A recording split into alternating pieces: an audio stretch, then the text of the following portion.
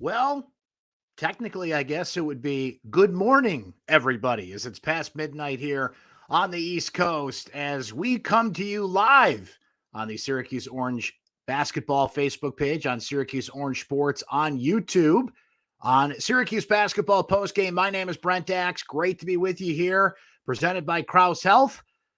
Syracuse falls to 5-4 on the season. A little bit of a winning streak comes to an end for the Orange. Syracuse did hang with Villanova for a while at Madison Square Garden tonight, but ultimately the big stat was rebounding, particularly offensive rebounding. Villanova crashed the boards hard and sent Syracuse to a 67-53 loss in a renewal of an old Big East rivalry in a place they played a couple of times in the past at the Big East tournament at Madison Square Garden. So those of you that are joining us live, we'll start to highlight some of your comments here as we go along. But just a reminder, and for those of you that are watching on the YouTube replay, thank you for that. But our post-game shows are put up on YouTube. Syracuse Orange Sports is the channel. We put it out on social media. You can find the recap via YouTube on my recap on syracuse.com as well. So plenty of places to find the show, even if you can't see it live. So let's highlight a few comments here first, and then we'll dive into some numbers. But really, rebounding told the story of the second half of this game. Villanova took an ungodly amount of three-pointers in this game, too, but it led to a lot of offensive rebound opportunities. And Buddy Boeheim cold for Syracuse, another big headline right out of the gate here. But to highlight some of your comments, always love to see where you guys are watching from, so make sure you note that as well. Tough loss, says Iris. Jeff saying this loss is on Buddy and lousy rebounding, and Swider, though the kid was some sort of great shooter, had an opening three and then literally nothing. He had about 13 rebounds, so I wouldn't say literally nothing, but from the offensive standpoint, you are correct about that. My man Marty checking in from Florida. Jimmy on fire. Yeah, Buddy Boeheim, not so much, but Jimmy Boeheim, first time ever playing at Madison Square Garden, and he has a huge night for Syracuse in this one. Antonio on the West Coast, watching from LA. When Buddy Boeheim can't shoot, why is sitting him down not an option? They did sit him for Symir at times, but there's really nobody off the bench that can come in and do what Buddy does. And I thought when he made a shot late in the second half, just seeing the ball go in the hoop would kind of get him going there. It did not, unfortunately, but there's just nobody else that can do what Buddy does. You're not going to put in Symir for an extended period of time. He can't score. Benny Williams is not an option off the bench, and Frank Anselm. So if Buddy's out, who's in, I guess, to do what he does? Shooters got to shoot, and tonight it just was not going down for the Orange. As Matt notes here, a glaring stat, 21 less shots than Villanova, 27 offensive rebounds, only 4 assists. Matt, that is a great point and a disappointing one at that. And you go back to Saturday against Florida State, Syracuse, both teams shot awful in that game. Both teams shot, 22 of 53. My numbers could be off there, but both teams shot 35% from the field. Florida State was 4 of 30 from three-point range. Syracuse 9 of 30, so just a few more threes end up being the difference. But Syracuse out-rebounded Florida State, a bigger team, by the way, 41-40. This one goes to show, particularly when it comes to rebounding, the size doesn't matter. It's desire, it's bounces, it's knowing what your team's doing, all the offensive rebounds that Villanova was able to grab tonight. So let's dig into the numbers a little bit here. You guys keep it going in the comments, and we'll highlight a few more as we go here. But grab your red pen and circle this. Total rebounds tonight. Villanova 57, Syracuse 36. On the offensive glass in particular, Villanova 27-11, beating out Syracuse there. So that leads to 25 second chance points for the Wildcats and just 7 for the Orange. That's the big stat tonight. The other big one, as Matt mentioned there a moment ago, just 4 assists on 20 field goals for Syracuse. That is not going to get it done. Watching Villanova move the ball, and they were shooting a lot earlier than they normally do. They usually like to work the shot clock and get it into single digits. They were one of the last teams statistically in the country in terms of possession rate, and they just love long possessions. But tonight, moving the ball, getting the shots, skipping it ahead of the 2-3, of the 1-3-1, the 1-1-3, whatever defense Syracuse was playing. They had to press a little bit in the second half to get back in it. Nova actually got beat in the paint 22-14. That was mostly because Jimmy Boeheim was huge in the paint for the Orange, but did everything else they needed to in the paint. So all told, Villanova shot 25 of 77. That's 32%. Syracuse was 20 of 56. That's 36%. Listen to this. Villanova, 13 of 50, 5-0, 50 three-point attempts against Syracuse in this game. They shoot 26% from three-point range, but that number is skewed by how many offensive rebounds they got and second chance points they got. So ultimately it worked for them. The Orange just 5 of 15 from three-point range, which shows you that Buddy Boeheim, once again, unfortunately for Syracuse, missing in action from this one. Let's give you some individual numbers. Jimmy Boeheim leading the way for Syracuse, a positive there for the Orange, 10 of 19, 21 points, shooting mostly with his right hand tonight. Jimmy can go left or right. Doing everything. He was shooting jumpers. He was shooting fades. He's using the glass. Just found a matchup advantage. Villanova's biggest player was 6'9", and Jimmy saw room in the paint, and he was hitting. Joe Girard, 11 points for the Orange. He was 3 of 5 from three-point range, 4 rebounds on the night, 3 assists. Unfortunately, 5 turnovers for Girard as well. Jesse Edwards, 10 points for Syracuse. Shot just 1 of 6. And Jesse, one of the leading field goal percentage players in the country, so that number is going to dip a little bit. He was 8 of 15 from the free throw line. And as we know, friends, hashtag free throws matter. In an odd stat, Jesse was the only Syracuse player that got to the free throw line in this game. He took all 15 free throws for Syracuse. I can't remember the last time I saw that happen. Another statistical oddity for Syracuse. In the Cole Swider Bowl, kind of a mixed bag for Cole in terms of he had 12 rebounds, which ties a career high for him. It's the 4th game this year. He's had 10 or more rebounds for Syracuse, but certainly didn't shoot the ball well after he opened the game with a three-pointer, and you're like, hey, here we go. The Cole Swider Bowl underway, but didn't finish offensively. Buddy Boeheim, second straight game. He's been held to 6 points, 3 of 15 this time from the field, and 0 of 5 from three-point range. Had some open looks. Wasn't a case of being suffocated like Florida State did to him on Saturday. He just missed a bunch of open looks in this game. And not that Villanova didn't do a good job on him defensively in other ways, but certainly not the same as what we saw from Florida State. Moore with 18 points to lead Villanova, including 4 from three-point range. Colin Gillespie, the same deal, 4 of 12 from three-point range. He ends up with 14 points. Samuels with 13 points. Daniels with 11, including a few from three-point range. 13 of 50. Overall for Villanova from three-point range. Just an insane stat there. Christian checking in from Canada. Said lots of guys looking and hoping someone else grabs the board instead of going and grabbing it. And look, that's half the battle when it comes to rebounding, right? It's the old want to. It's trying to get to the basket and positioning. And when you know that Villanova, boy, the comments are coming hot and heavy. Love that you guys are here tonight, especially those of you up late tonight on the East Coast side of the country, but wherever you're watching from today, we appreciate that. John notes here that he thinks that Benny Williams will stick things out, but he's got a lot of work to do to get better. The classic growing pains that a Syracuse freshman has to go through. And John, that's a good point because, look, not all these freshmen are ready out of the box. No matter how many stars they have next to their name and all the AAU ball they played and everything, Benny's just learning his way. He's a freshman. He's trying to get comfortable, find his role. We know how hesitant Jim Boeheim is to use his bench in some ways, right? But, even when Benny's been out there, he's got that deer in headlights look. I think he's going to be a great player, but some guys just, come along slower than others. So hopefully we'll see that come along soon. But for now, he is definitely still learning his way through this. Christian also notes Jay Wright may only play 6 to 8 guys, but he sure does a great job of rotating them in. Yeah, Syracuse has played a couple of teams this year. Auburn mixes 10, 11 guys in. Florida State did the same thing as they always do. But, Jay Wright stuck with, let's see. Let me go back to the box score here for a moment. He had 9 guys get in this game. So, he knows the 9 to stick with. But a couple of them just played, 3 minutes for Archie Diacono, another Archie Dinacchio at Villanova. Voigt got in for a minute. But you had, let's see, 2, 3, 4. He had 6 players play 18 minutes or more, right? So he pretty much sticks with his guns there. Rob says Nova has all the intangibles. I'm hiding behind your comment. You can't even see me anymore. Where'd Brent go? Villanova has all the intangibles to be a team that makes a Final Four run, passing, shooting, defense, rebounding, you name it. Says, don't mind losing to a better team, but it just seemed like as the game entered its final 10 minutes, our offensive effort was predictable and lacked the creativity to give everyone opportunities to be playing off each other. And it was an opportunity for Syracuse.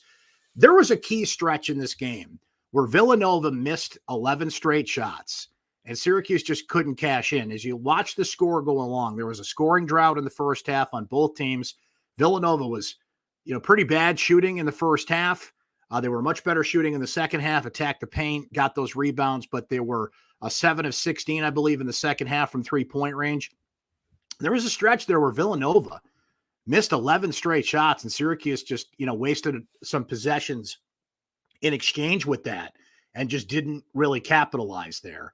And as we said, once Villanova hit the boards, got going, got an offensive rhythm, we saw what happened there. So look, it's a top 5 loss for Syracuse. The net rankings came out this week. Villanova was number 5. It'll go down as a quality loss at the end of the day. But what Syracuse has to do now is they've got to find a couple upsets in ACC play, which they've been able to do in recent years. You're playing Georgetown on Saturday, great rivalry game. Not a good idea to lose that one, as their net ranking, I believe, is in the 200s at this point. So you don't want to lose to Georgetown, period, right? If you're a Syracuse fan, but you don't want to lose that game from a net rankings perspective, because Florida State's not a quad 1 win as we speak. I think it will be eventually. Indiana could work its way there, but they're not right now. Syracuse's one quad 1 game was Auburn, which they lost.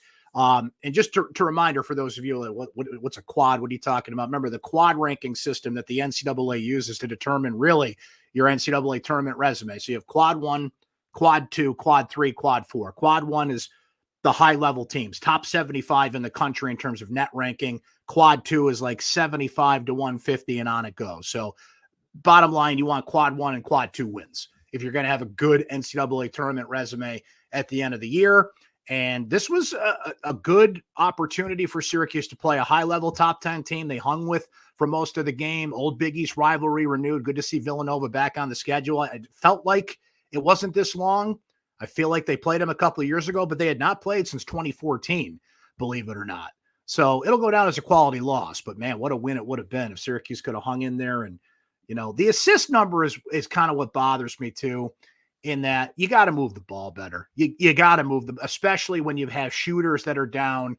Gerard made a couple of threes in this game, but when your main shooter's out, when Swider's not hitting, Jimmy was focusing in the paint as he should have been in this game, you got to move the ball better. And to have 4 assists that's inexcusable if you're looking at it from a Syracuse standpoint. They had been better at moving the ball in the Florida State and Indiana games prior to that, but Villanova put on a ball movement clinic.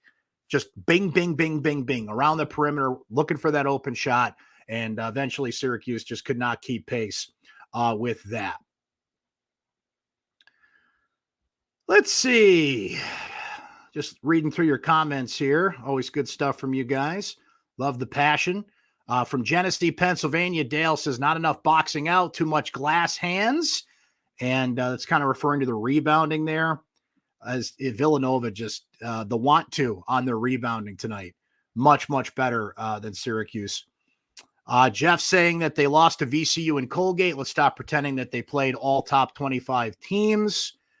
John asked, Brent, do you feel it's must that we have to go out and go 7-4 in non-conference play? John, I think that's a good number.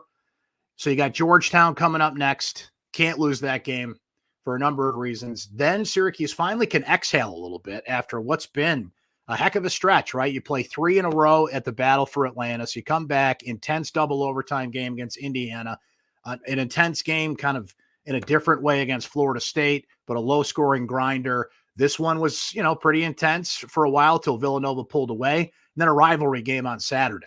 Then the Orange could take a little bit of a breath at his finals week. After that, they play Lehigh on the 18th, and Lehigh's terrible. Just, not even worth playing in some ways. Now watch them lose that game. But last I looked, Lehigh's only got 1 win. So that doesn't help you in terms of your resume. But in what you were saying, John, about the record, you can't lose that one. You got Cornell after that, right before Christmas, and then welcome to ACC play. Just like that, friends. We'll be in the middle of it, and Syracuse already has an ACC game in its back pocket against Florida State, as we saw. Mike noting you can't win with Buddy shooting like this, and he had plenty of open shots. Yeah, that wasn't the problem. That's what surprised me. Florida State, he couldn't get an open look. They were on him like white on rice. But in this game, he had open looks. It's weird with shooters, man. When they just need that one shot to fall, and Buddy just couldn't get it.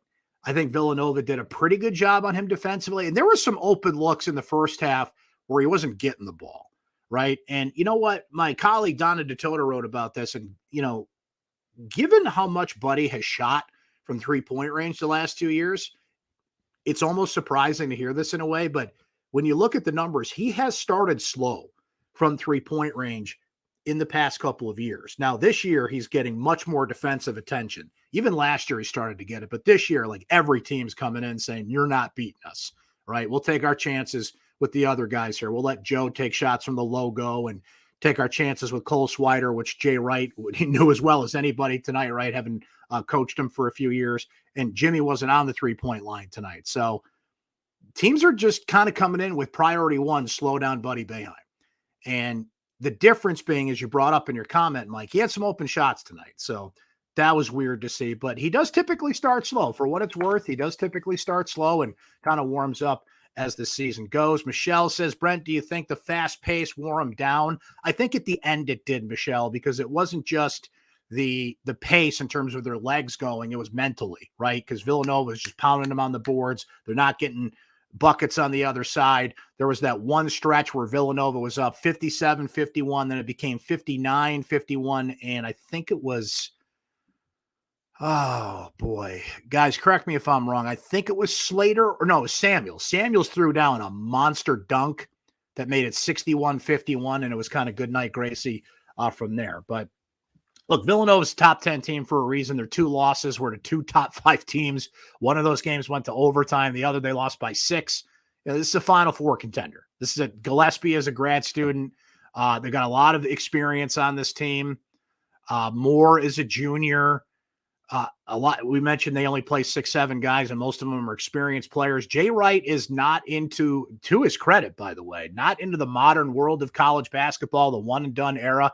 He wants guys to stick around. He wants program builders. He wants players that will be there at least 2, 3, 4 years, right? Everybody kind of has to get that star player here and there that you're only going to have around for a year or two. But Jay Wright generally strays from those players, and he gets program builders, which is why Villanova does so well in the NCAA tournament. They're coming off a Sweet 16 run last year as well.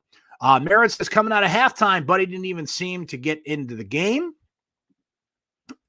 Buddy just, couldn't get going tonight in that one. How about Matt here saying it took Villanova 53-point attempts to beat Syracuse. The Orange will be in the tournament come March. Sweet 16 at minimum. Quote me. All right, here we go. Ready? We just took a pretend screenshot of that, Matt. You come back and you say, I told you so back in December when that happens in March. Everybody remember that. There we go. Let's see. Scott saying they only pass so well because the zone is weak and made it easy to swing the ball. David saying that Cole just didn't give him that much on offense. A guy had 12 rebounds, so you got to give him credit for that, right? Let's see. Chris saying Jay Wright didn't sound worried at halftime, only said that they needed to make more shots. Yeah, and they came out. Gillespie hit a 3 right out of the chute, and they knew they were going to get their opportunities, right? And look, Jay Wright's a great coach. I love Jay Wright. I'm a big Jay Wright fan. I love the way he builds his program and his team's Hall of Fame coach now. There's always talk of, Jim Boeheim's not going anywhere, but if you could pick a coach out there in the moment right now to take over for Syracuse, Jay Wright was always high on my list, but that's not going to happen now. But I'm a big fan of Jay Wright, and I'm glad that Syracuse played Villanova. Who doesn't like those old Big East rivalries? I mean, particularly Villanova, UConn, and then, of course, Georgetown is next on Saturday. I'm still a fan of that. I love that they do it.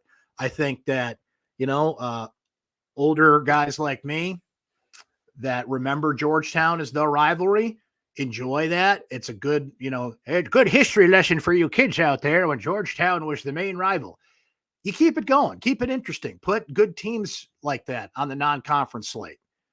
Villanova pops in. Let's get St. John's going again. Syracuse is always playing in New York once or twice a year, Madison Square Garden, usually in an event like this, the Jimmy V Classic or something, but I'm all for it, right? I'm not for going back to the Big East, as some people, Mary Ellen says it here. I'm with you. I miss the Big East. I really miss the Big East. I totally agree with that comment. James noting here too, it felt like a Big East tournament quarterfinal tonight. Definitely had that feel, James. And there it is. Blake says, do you think Syracuse would have been better off if they stayed in the Big East? No, because you got to play big boy football, and the Big East doesn't play football, right? If you stay in the Big East, you're not playing football. It literally doesn't exist. So I do miss it, though. But those days have kind of passed. Good on the Big East, man. They've made a little bit of a comeback. It's weird when you look at some teams and you're like, Big East, huh? Yeah, Creighton's in the Big East, and they're like, the geographic footprint has gone well beyond the East Coast, but geography doesn't matter in these things anymore. I do miss it. I absolutely miss it. I love the Requiem for the Big East 30 for 30. When that comes on, it's a must watch. Dana O'Neill, I haven't read it yet, but it's on my list. Dana O'Neill just wrote a book about the Big East, which I can't wait to dive into, and it looks really good. So, yeah, I miss it. And you get very reminiscent of it now, of course, with, Villanova and Georgetown back to back. But you had to move on. You had to take that big ACC money. And with that comes the expense of good old rivalries like this. As much as Duke games are fun and get big crowds, ask 100 Duke fans who their main rival is, and they're all going to say North Carolina. They're not going to say Syracuse. So that's the trade-off. That's what you miss in that one. Brian says one can argue Syracuse does not play football as well. You certainly can argue that at times, right? And we'll end on Greg's comment here. Syracuse will make the tournament and can make a deep run if Buddy gets a shot and if they rebound as a team better. Two very important things there that did not happen tonight. Buddy Boeheim, 3 of 15. Jimmy Boeheim, 21 points. He certainly got his points in the paint, but ultimately Villanova just pounding the boards, second chance opportunities. And that was, that they got their battleship there. So I'll tell you what, we'll end there tonight, friends.